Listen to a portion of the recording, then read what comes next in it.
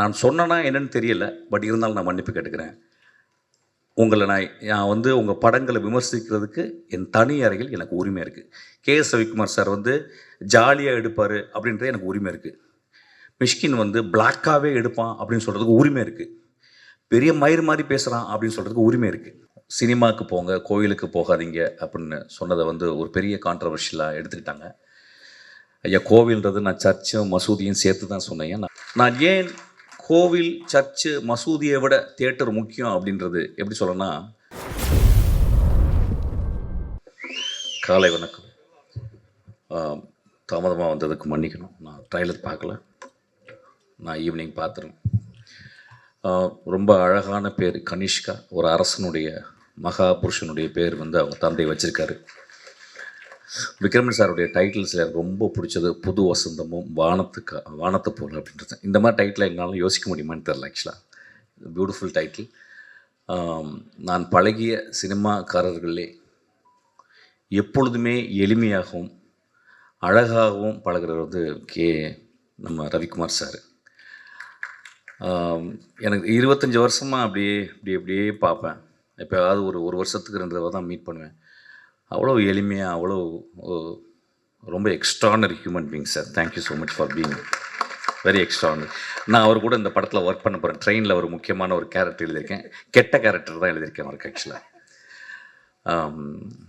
ரொம்ப அழகாக இருக்குது. நிறைய பேர் அப்புறம் தான் எங்களோட குரு கதிர் சாரை பார்த்தேன்.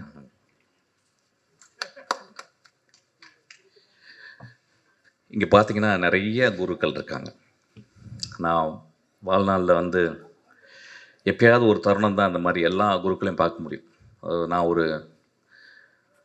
புத்தக கடையில் ஒர்க் பண்ணும்போது என் குரு என்னை அடையாளப்படுத்தி என்னை கண்டுபிடிச்சி கூப்பிட்டு பண்ணார். அவருக்கு ஒரு கிளாப் அடிங்க கதிர் சார்.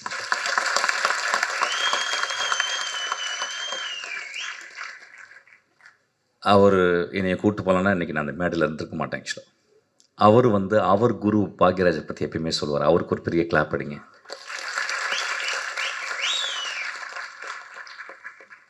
ஒரு குரு இன்னொரு குருவை உருவாக்கி கொண்டே இருக்கிறது. இந்த ஒரு தொடர்ச்சி வந்து ரொம்ப அழகானது. அப்படி தான் கனிஷ்கா நீயும் வரணும்னு நினைக்கிறேன். ஆக்சுவலாக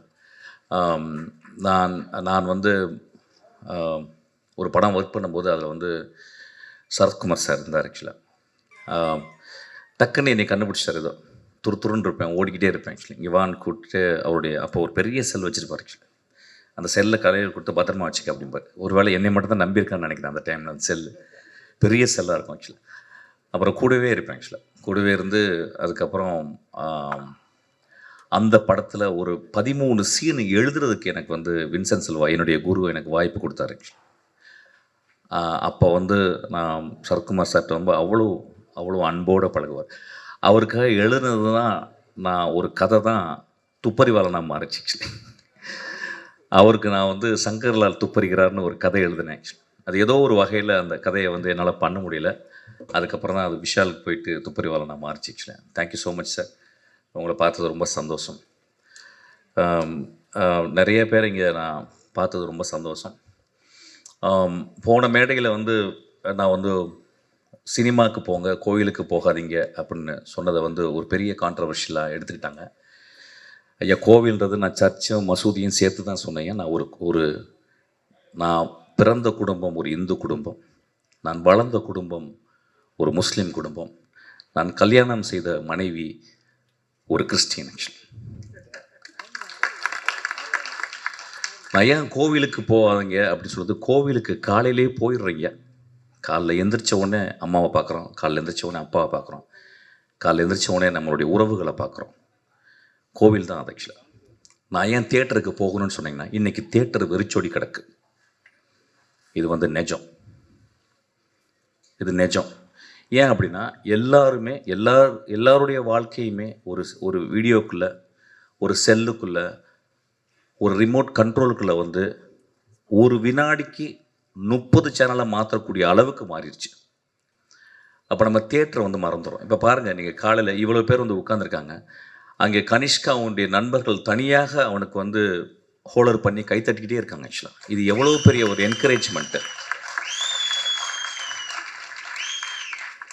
நான் ஏன் கோவில், சர்ச்சு, மசூதியை விட தியேட்டர் முக்கியம் அப்படின்றது எப்படி சொல்லணும்னா, ஒரு சினிமா ஒரே ஒரு காட்சி பார்க்குறேன். பாக்யராஜ் சார் படத்தில் வந்து அவர் பிரிஞ்சு போகிறாரு. அப்போ தன்னுடைய காதலி அங்கேருந்து பாடுறான். எனக்கு அப்போ வந்து என்ன வயசுன்னு தெரில. அந்த புதிய வார்ப்புகள் படத்தில் எனக்கு வந்து ஒரு ஒரு 12 வயசு 13 வயசு இருக்கும். காதல்னா என்னன்னு கூட தெரியாது. ஆனால் ஒரு காதலன் பிரிந்து போவதை பார்த்து அவள் மேலே ஒரு சாங் வருது. இந்த கிரேட் ஜீனியஸ் இளையராஜா அதை பண்ணியிருக்காரு. இதயம் போகுதுன்னு சொல்லிட்டு அந்த பாட்டை கேட்கலன்னா நான் வந்து இன்றைக்கி இந்த மேடையில் இருந்திருக்க மாட்டேன்னு சொல்லி. கதிர் சார் படத்தில் வந்து ஒரு சீன் வரும். தன் காதலியை எவ்வளோ நேசிக்கிறான்னா சொல்ல முடியாது. காதலை ஒரு பெரிய மனசுக்குள்ளே ஒரு பெரிய இருக்கும். சொன்னால் ஒரு வேளை நிராகரிச்சிருவாளோ அப்படின்னு சொல்லிட்டு அவள் உட்கார்ந்துருந்த அந்த சேரில் போயிட்டு அவள் எந்திரிச்சு போன மாதிரி உட்காருவான். ஆக்சுவலாக காதலை மிக எளிமையாகவும் வலிமையாகவும் அழகாகவும் சொன்னவர் எங்கள் குரு. ஆக்சுவலி நான் ஏன் கோவிலுக்கு போகிறது, சர்ச்சுக்கு போகிறது, மசூதிக்கு போகிறத விட கோவிலுக்கு போகிறது, தியேட்டருக்கு போகணுன்னு சொல்கிறேன்னா, மகேந்திரன் ஒரு படத்தில் எழுதுகிறாரு கடைசி காட்சியில், மோசமான மனிதன் வாழ்நாள் முழுவதும் மோசமாக இருந்து கொண்டே இருக்கிறான். அவன் கடைசி நாள் வந்து அந்த ஊரே அவனை நின்றுக்கிட்டு இருக்கு கொலை செய்யணுன்னு. அந்த கொலைகாரன் சொல்கிறான், அந்த மோசமான மனிதன் சொல்கிறான், எனக்கு என் வாழ்க்கையில் எவ்வளவோ தப்பு பண்ணிட்டேன், எவ்வளவோ கஷ்டம் கொடுத்துட்டேன், ஆனால் ரொம்ப கஷ்டப்படுறது இன்றைக்கி ஒட்டுமொத்த ஊருக்காரனையும் நான் கெட்டவனை மாற்றிட்டேனேன்னு சொல்கிறான்.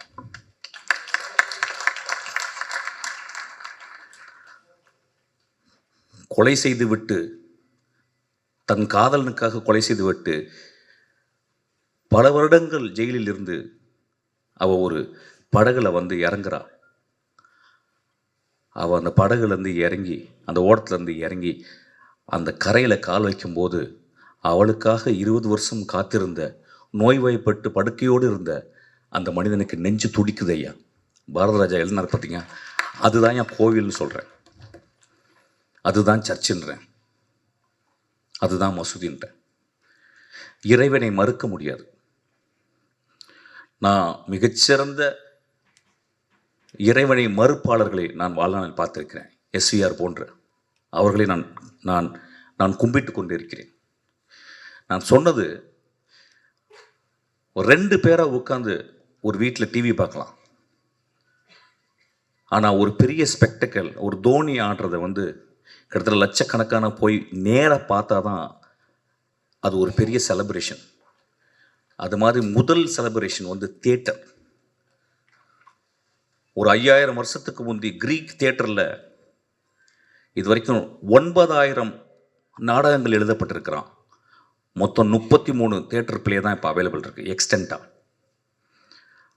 அப்போ எத்தனை பேர் வந்து பார்ப்பாங்களாம்? 16000 பேர் வந்து தியேட்டரை பார்ப்பாங்களாம். ஏன் தியேட்டர் போகணும் அப்படின்றது வந்து எப்படின்னா, இந்த காலகட்டத்தில் நம்ம எவ்வளவு உறவுகளை தெரிஞ்சிருக்கோம். இன்றைக்கி என்ன ரொம்ப அழகானதுன்னா, இந்த விக்ரமன் சாரும் இன்றைக்கி வந்து KS ரவிக்குமார் சார் வந்தோடனே இந்த ஒட்டுமொத்த தமிழ் சினிமாவும் இங்கே வந்து உட்கார்ந்துருக்கிறது காரணம் என்னென்னு கேட்டிங்கன்னா, இந்த 2 தெய்வங்களுக்காக தான். ஆக்சுவலாக கோவிலில் மட்டும், மசூதியில் மட்டும், சர்ச்சில் மட்டும் தெய்வங்கள் இல்லையா, மிகப்பெரிய எழுத்தாளர், மிகச்சிறந்த எழுத்தாளர். வானத்தை போல அப்படின்ற ஒரு டைட்டிலை ஒரு கலைஞன் மட்டும்தாங்க எழுத முடியும். ஒரு பொயட்ரிங்க அது. வானத்தை போல வாழுங்கடான்னு சொல்கிறோம். வாழ்க்கையில் எப்பொழுதும் சோகங்கள் இருக்கும், புது வசந்தம் வீசும் ஐயா அப்படின்னு சொல்கிறான். ஒரு எழுத்தாளனும் ஒரு திரைப்பட சிற்பியும் மட்டும்தான் அது சொல்ல முடியும். கோவிலும் சர்ச்சும் மசூதியும் ஸ்பிரிச்சுவல் என்கொயரி பண்ணுறது, சினிமா தியேட்டர்கள் மாரல் என்கொயரி பண்ணுறது. இன்றைக்கி ஸ்பிரிச்சுவல் என்கொயரியோட மாரல் என்கொயரி தேவைன்னு கேட்குறேன். அதுக்காக தான் நான் லாஸ்ட் டைம் அப்படி சொன்னேன். அதாவது ஒட்டுமொத்தமாக ஒரு மேடையில் பேசும்போது 10 நிமிஷத்தில் ரொம்ப பேச முடியாது, விலாவரியாக பேச முடியாது. அதை தட்டையாக எடுத்துக்கொண்டு, ஒத்தை கருத்தாக எடுத்துக்கொண்டு அதை அப்படி சாடாதீங்கய்யா. என்னுடைய படங்கள் தேவதைகளையும் மகா மனிதர்களையும் மட்டுமே சொல்லி கொண்டிருக்கின்றன. இங்கே இருக்க எல்லாருமே அப்படித்தான். இன்றைக்கி நான் வந்தது 3 தடவை எனக்கு விக்ரமன் சார் எவ்வளோ பெரிய டேரக்டர், எனக்கு 3 தடவை அவர் வந்து எனக்கு மெசேஜ் பண்ணுறாரு, கால் பண்ணுறாரு. அப்புறம் KS ரவிக்குமார் சார். இது மிக அழகான ஒரு மேடை. பார்த்திபன் சார் வந்து கேட்டார், என்ன பேச போகிறீங்கன்னு நான் யோசிக்கிறேன்னு கேட்டார். நான் பார்த்திபன் சாரை பற்றி என்னுடைய லாஸ்ட் பர்த்டேக்கு என்னை கூப்பிட்டேன். பார்த்திபன் சார் வந்து ஒரு சின்ன gift கொடுத்துட்டு போயிட்டார். அதுக்கப்புறம் ஒரு சின்ன பதிவு போட்டிருந்தார். அந்த பதிவில் நான் இன்னமும் அவரை தவறாக பேசியதாகவும், அது என் கூட இருந்த ஒரு மனிதர் அவர்கிட்ட போய் சொல்லி உங்களை பற்றி தவறாக பேசிட்டாரு அப்படின்னால ரொம்ப வருத்தம் அடைந்தாலும் சொல்லியிருந்தார். அவர் இருக்கும்போது பேசணும்னு நினச்சேன். ஒருவேளை நான் அப்படி பேசியிருக்கலாம் ஐயா. நான் தனி அறையில் இருக்கும் பொழுது நான் இளையராஜாவையும் மணிரத்னத்தையும் விமர்சிக்கிறதுக்கு தகுதி எனக்கு இருக்குது, உரிமை இருக்குது. நம்ம வீட்டில் எல்லாரும் பண்ணுறது தான். நான் என்ன பேசுனேன்னு தெரியல. ஆனால் உங்களுக்கு புதிய பாதையை நான் எப்பொழுதுமே நான் கோவிலாக கும்பிட்டு கொண்டே இருப்பேன் ஐயா.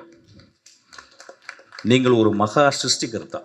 ஒவ்வொரு படத்தையும் நீங்கள் ஏதாவது ஒன்று ஆடியன்ஸ் கொடுக்கணும்னு யோசிச்சுக்கிட்டே இருக்கீங்க. நீங்களும் ஒரு கடவுள் தான்.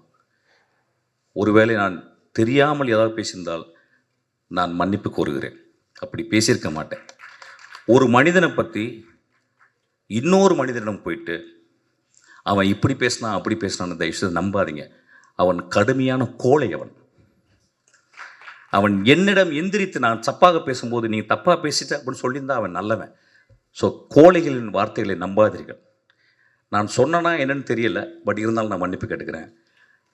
உங்களை நான் வந்து உங்கள் படங்களை விமர்சிக்கிறதுக்கு என் தனி அறையில் எனக்கு உரிமை இருக்குது.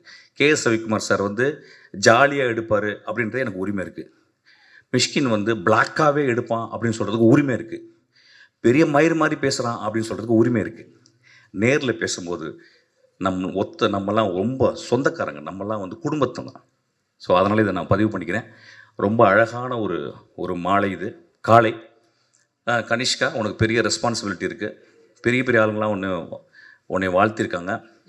நான் ட்ரைலர் பார்க்கல, நிச்சயம் இந்த படம் நல்லா வரும். ஏன்னா இந்த 2 கிரேட் சோல்ஸு உன் பின்னாடி இருக்கிறாங்க. ஆக்சுவலாக இயக்குநர்களுக்கு வாழ்த்துக்கள், சத்யாவுக்கு வாழ்த்துக்கள். Thank you so much. இந்த படம் பெரிய வெற்றி அடையணும். எல்லோரும் போய் தியேட்டரில் பார்க்கணும். தயவுசெய்து ரிமோட் கண்ட்ரோலில் பார்க்காதீங்க, தியேட்டரில் பார்க்கணும்னு கேட்டுக்கிறேன். ஒரு சின்ன அழகான ஒரு விஷயம் சொல்கிறேன். ஒரு சினிமா ஏன் ரொம்ப அழகானது அப்படின்னு சொல்கிறேன்னா, அமர் சிங் சமிக்கலான்னு சொல்லிட்டு ஒரு படம், அதில் வந்து ஏஆர் ரஹ்மானுடைய ஒரு பாட்டு, மேனவதாக்கரோ அப்படின்னு ஒரு பாட்டு, 10 நாள் அதை கேட்டுக்கிட்டே இருக்கேன். அது எப்படி தெரியுமா இருக்குது எனக்கு? சின்ன வயசில் வந்து எங்கள் வீட்டில் பொங்கலுக்கு வந்து வெள்ளை அடிச்சிருவாங்க. வெள்ளை அடிச்சு உட்காந்துருக்கும்போது எல்லாம் பார்த்தா எல்லாம் வெள்ளையாக இருக்கும், நம்ம மட்டும் உள்ள அழுக்காக இருப்போம்.